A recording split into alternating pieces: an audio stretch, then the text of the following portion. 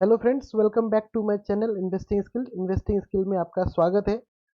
आप सभी का इस चैनल पे फिर से एक बार स्वागत है। आज काफ़ी दिनों के बाद मैं वीडियो बना रहा हूँ। काफ़ी लोगों ने मुझसे सवाल किया, काफ़ी इन्वेस्टर ने मुझसे सवाल किया कि आप वीडियो क्यों नहीं बना रहे हैं, क्यों स्टॉक्स पे नहीं आ रहे हैं।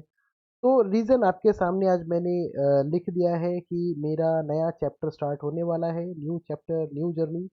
मतलब जो मुझे पर्सनली जानते हैं, जो भी इन्वेस्टर जो मेरे साथ डायरेक्ट जुड़े हुए हैं, उनको पता है कि मैं किस कंपनी में से जुड़ा हुआ था।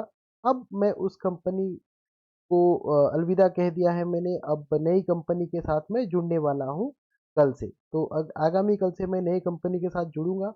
और जो भी मुझे जानते हैं, पहचानते हैं, जो भी मुझसे डायरेक्ट जुड़े हुए हैं, मेरा नंबर वही रहेगा। आप उसी नंबर पे मुझे कॉल कर सकते हैं।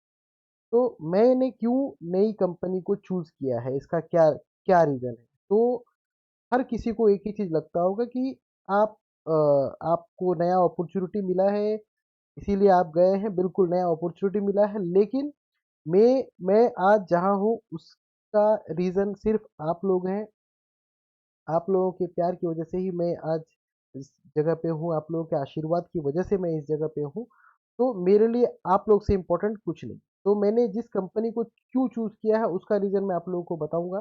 तो शायद आप लोगों को उस बात का भी अंदेशा हो जाएगा। तो मैं जिस कंपनी को चूज किया हूँ उस कंपनी का नाम है बीरे asset Sharekhan. Sharekhan के बारे में मैं आपको थोड़ा सा बताता हूँ। 1995 में कंपनी आई थी। Sharekhan was one of the first brokers to introduce online trading in India. तो इसने अपना सबसे पहले ऑनलाइन प्लेटफॉर्म अगर किसी ने लेके आया था तो वो शेर खान। इसका मतलब है इस कंपनी के पास अभी जो प्लेटफॉर्म है वो one of the best platform है। तो एक ट्रेडर को क्या चाहिए, बेस्ट प्लेटफॉर्म चाहिए सबसे पहले। कि पी अगर एक क्रिकेटर को सबसे पहले क्या चाहिए, पिच अच्छी होनी चाहिए। वैसे भी एक ट्रेडर को प्लेटफॉर्म अच्छी होनी चाहिए। प्लेटफॉर्म होने के बाद एक इन्वेस्टर को चाहिए कि मुझे प्राइम रिसर्च मिले, रिसर्च अच्छा मिले। मेरे एसेट शेयर खान का रिसर्च दी बेस्ट रिसर्च है पूरे ब्रोकिंग हाउस में। अभी तक मैंने जितने भी ब्रोकिंग हाउस देखे हैं। तीसरी बात है कि आपको तीसरा चीज कस्टमर्स को चाहिए वो है रेट्स। रेट्स मतलब ब्रोकरेज। कि आप जिस रेट पे आप जिस प्लेटफॉर्म यूज कर रहे हैं, जो जिस ब्रोकर के साथ जुड़े हैं, वो आपको क्या ब्रोकरेज दे रहे हैं। तो यहाँ पे ब्रोकरेज बिल्कुल फ्लेक्सिबल है।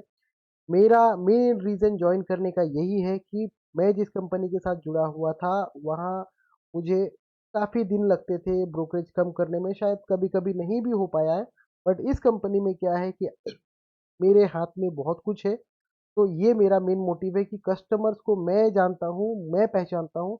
तो कस्टमर्स के लिए मैं जो देना चाहूँगा वो रेट्स आपको मिलेंगे। मतलब बहुत ही फ्लेक्सिबल है। आप आइए, डिस्कस कीजिए, मुझे फ़ोन करिए। आपको जो रेट चाहिए, मैं अगर मुझे सुइटेबल लगता है आपको देने लायक, तो मैं आपको दे सकता हूँ।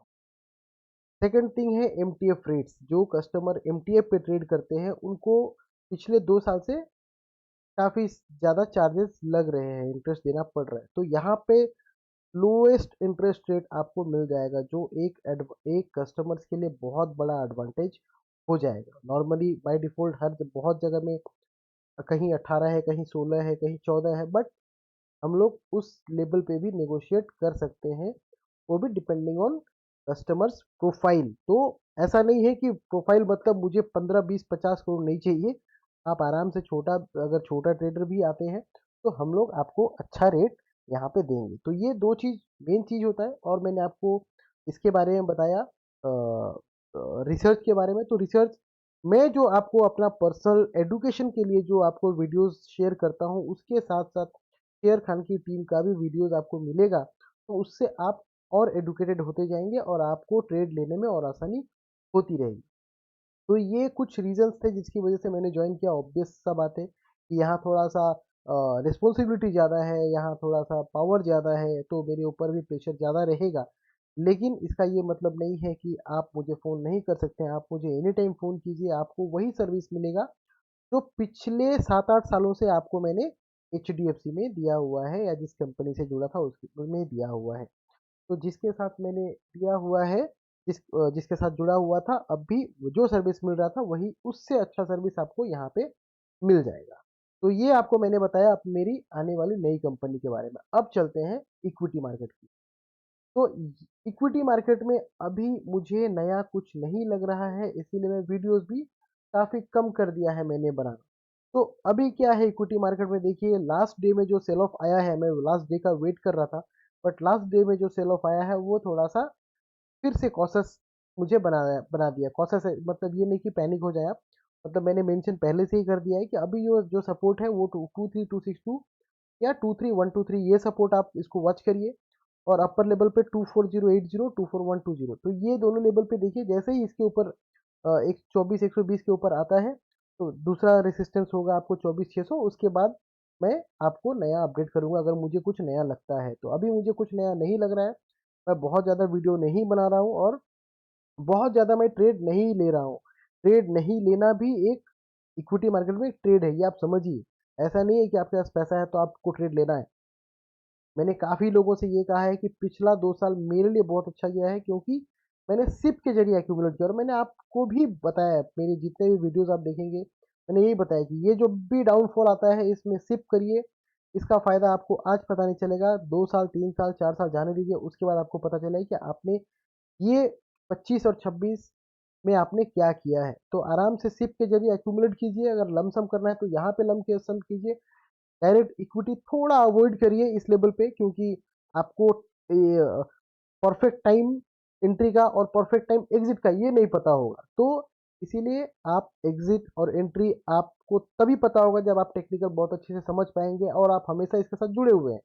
आपका एक अपना बिजनेस है, आप एक किसी कंपनी में काम करते हैं, तो आपके लिए टाइम टू टाइम वॉच करना पॉसिबल नहीं है, और मेरे लिए भी टाइम टू टाइम आपको अपडेट करना पॉसिबल नहीं है। तो पोजिशनल ट्रेड जरूर करिए।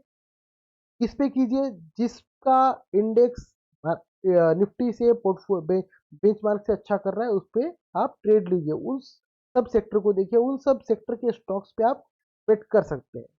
तो ये निफ्टी के बारे में मैंने आपको बताया कि ये सपोर्ट देखिए, ये सपोर्ट अगर टूटता है तो थोड़ा सा कॉशियस रहिए और इस लेवल के ऊपर थोड़ा सा आप अपना पोजीशन बनाइए। आप लोगों को मैंने मेटल के बारे में काफी बार बताया था आप लोगों को कि मैं अभी मेटल चल सकता है, मेटल चल सकता है। तो देखिए मेटल अभी ऑल टाइम हाई के पास ट्रेड कर रहा है। पिछले दिन का अगर हम इसको छोड़ देते हैं तो अगर आप मेटल को देखेंगे तो मेटल काफी ऊपर चल रहा है, राइट।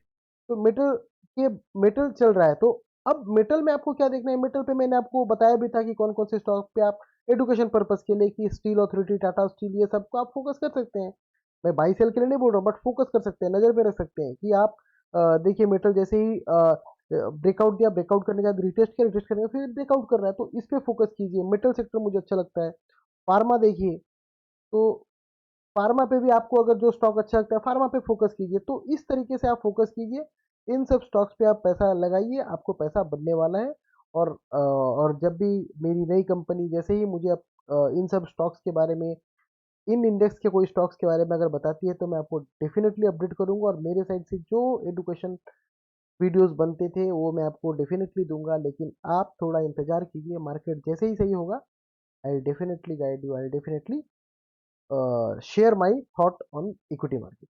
तो ये था आज का वीडियो, इसलिए मैं आपको वीडियो ले आने का कारण यही था कि मैं नया चैप्टर स्टार्ट कर रहा हूँ। आप लोगों का आशीर्वाद बहुत ज़रूरी है मेरे लिए, आप लोगों का साथ बहुत ज़रूरी है मेरे लिए। और मेरा नंबर यही है, आप इस पे मुझे एनी टाइम कॉन्टेक्ट कर सकते हैं। अपने फ्रेंड्स या अपने फैमिली के साथ ये वीडियो जरूर शेयर कीजिए। Thank you so much.